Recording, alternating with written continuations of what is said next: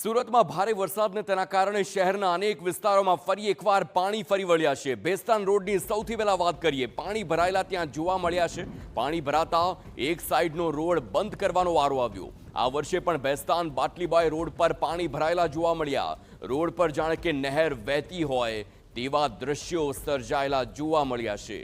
બેસ્તાન બાટલીબાઈ વિસ્તારના દ્રશ્યો આપ જુઓ કે ધોધમાર વરસાદ અને વરસાદના કારણે કઈ સ્થિતિ છે। સવાલ એ થઈ રહ્યો છે, આ પાણી જોઈને સવાલ એ થઈ રહ્યો છે કે શું આ વિસ્તારમાં ડ્રેનેજની કોઈ વ્યવસ્થા નથી? પાણી કેટલા સમયમાં ઉતરશે તે પણ એક સવાલ છે, કારણ કે વરસાદ બંધ થઈ ગયો છે અને હજુ પણ પાણી ઉતરવાની શરૂઆત ક્યાંકની ક્યાંક ન થઈ હોય તેવું દ્રશ્યોમાં જોવા મળે છે। આખા ફૂટપાથ જળતરબોળ છે। મોટા વાહનોના ટાયર પણ આખા પાણીમાં ડૂબી ગયા છે। અનેક નાના વાહનો બંધ પડે ખોટકાય તેવી પરિસ્થિતિ સર્જાઈ છે। આપ દૂરથી જુઓ, આ પાણી એટલું પ્રચંડ છે કે દૂરથી જ આ વાહન ચાલકો આ પાણીમાંથી નીકળવા ડરી રહ્યા છે। મોટી ગાડીઓને તો મોટા ભાગે તકલીફો નથી પડતી, પરંતુ સામાન્ય લોકોની વાત કરીએ, નાના વાહન ચાલકોની વાત કરીએ, તે સૌથી વધારે હાલાકીનો સામનો કરે છે। ગુજરાતની અંદર અનેક વિસ્તારોની અંદર જે ધોધમાર જે વરસાદ વરસી રહ્યો છે, ત્યારે સુરત શહેર અને જિલ્લાની અંદર પણ જે મોડી રાત્રિથી સતત જે વરસાદ વરસી રહ્યો છે ને તેના કારણે સુરત શહેરના અનેક નીચાણવાળા જે વિસ્તારો છે ત્યાં પાણી ભરાવાની સમસ્યા છે દર વર્ષની જેમ આ વર્ષે પણ જોવા મળી છે। મહાનગરપાલિકાના અનેક દાવાઓ જે છે તે કરવામાં આવતા હતા પ્રી મોન્સૂનની કામગીરી, પણ સુરત શહેરમાં મોડી રાત્રે જે વરસાદ વરસ્યો છે ને અત્યારે જે વરસાદે જે ધીમો પડ્યો છે છતાં પણ પાણી છે તે ઓસરવાનું નામ નથી લેતા। અત્યારે તમને જે દ્રશ્યો જે બતાવવાના પ્રયત્ન કરીશું તે છે સુરતના જે બેસ્તાન મેઇન રોડ તરફના આ દ્રશ્યો તમને જે જોવા મળી રહ્યા છે। નવીન ફ્લોર મિલ આ જે રોડ જે કહેવામાં આવે છે બેસ્તાનનો, ત્યાં એક સાઈડનો આખો રોડ છે તે ઘૂંટણ સુધીના જે પાણી ભરાયા છે અને અનેક વાહન ચાલકો મુશ્કેલીમાં મુકાયા છે। જોઈ શકાય છે લોકોના વાહન છે તે બંધ પડતા નજરે પડી રહ્યા છે। તમને સામેના જે દ્રશ્યો બતાવી રહ્યો છે કે જે સરકારી જે બસ આવી રહી છે તે પાણીની અંદર પસાર થવા મજબૂર બની છે।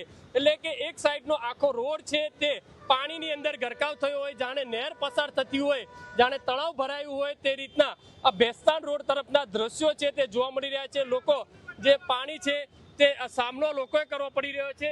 દર વર્ષે આ પરિસ્થિતિનો સામનો લોકોએ કરવો પડતો હોય છે। મોડી રાત્રે જે ભારે જે વરસાદ વરસ્યો છે ને તેના કારણે આ પરિસ્થિતિ છે। જોઈ શકાય લોકોએ અહીંયા આ ઘૂંટણ સુધીના જે પાણીની અંદર પસાર થવા મજબૂર બન્યું છે। માત્ર આ વર્ષની વાત નહીં પણ દર વર્ષે આ પરિસ્થિતિનો સામનો લોકોએ કરવો પડતો હોય છે। એટલે કે સુરત શહેરની અંદર અનેક નીચાણવાળા જે વિસ્તારો છે તેની અંદર આ પરિસ્થિતિનો સામનો છે તે લોકોએ કરવો પડી રહ્યો છે। જોઈ શકાય છે સરકારી બસ અને અત્યારે આ તમામ જે વાહનો છે તે પાણીની અંદર પસાર થવા મજબૂર બની રહ્યા છે। દૂર દૂર સુધી જાણે એક તળાવ ભર્યું હોય, જે નહેર આવતી હોય તે રીતના દ્રશ્યો તમને જે બતાવવાના પ્રયત્ન કરીશું કે સામેના તરફ આખું એક ટ્રાફિક જામ જે જોવા મળ્યો છે। કારણ કે વહેલી સવારે જે લોકો છે પોતાના કામ અર્થે, જે વ્યવસાય અર્થે, નોકરી અર્થે જતા હોય છે ત્યારે ભારે મુશ્કેલીનો જે સામનો છે તે કરવો પડ્યો છે અને લોકોએ અગવડતા સતત વેઠવવી પડી રહી છે। છતાં પણ મહાનગરપાલિકાના અધિકારીઓ આ બાબતે કોઈ નક્કર કાર્યવાહી કેમ નથી કરતા, એક મોટો સવાલ ઊભો થઈ રહ્યો છે। સુરતની વાત કરીએ તો સુરતના પાંડેસરા, વેસુ, બેસ્તાન જે છે ઉધના, આ તમામ વિસ્તારો જે નીચાણવાળા જે રોડ રસ્તા છે ત્યાં પાણી ભરાવાની સમસ્યા સર્જાઈ રહી છે અને આ પાણી સમયસર ન નીકળવાના કારણે લોકો મુશ્કેલીમાં મુકાયા। કેમેરામેન સંજય ચંડલ સાથે બલદેવ સુથાર, TV9। તો આપે જોયું કેવી રીતે અમારા સંવાદદાતા આ જળ તરબોળ થયેલા વિસ્તારમાં ઉતર્યા અને આખી જે સ્થિતિ શું છે તેનાથી આપને પણ વાચા કર્યા છે।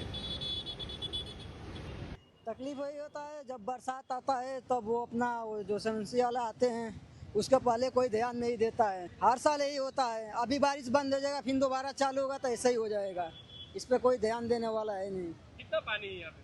पानी कमर से कितना है पानी आप देख सकते हैं। कितनी मुश्किल का सामना करना पड़ा? मुश्किल से करना पड़ा है कि हम लोग आते हैं बाटली बाई से पैदल यहाँ अपना कंपनी जाते हैं, बहुत मुश्किल होता है।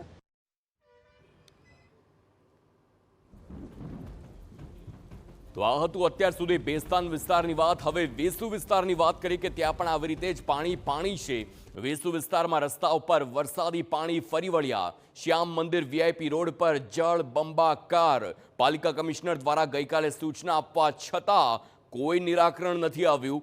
વેસુ વિસ્તારના દ્રશ્યો આપ જોઈ શકો છો કે જ્યાં આ પ્રકારે સ્થિતિ સર્જાયેલી છે। બેસ્તાનમાં પણ બિલકુલ એવી જ સ્થિતિ, વેસુમાં પણ એવી જ સ્થિતિ કે જ્યાં આખા જુઓ કે જે ફૂટપાથ છે તે પણ પાણીમાં ગરકાવ છે। રિક્ષાઓ હોય, ટુ વ્હીલર હોય, તે તમામ વાહન ચાલકોને વહેલી સવારથી જ હાલાકી પડી રહી છે। વરસાદ હાલ પડી રહ્યો છે તેમ છતાં પણ હજુ પાણી ઓસર્યા નથી। જોવાનું એ રહેશે કે હજુ સ્થિતિ કેટલી વિકટ બને છે।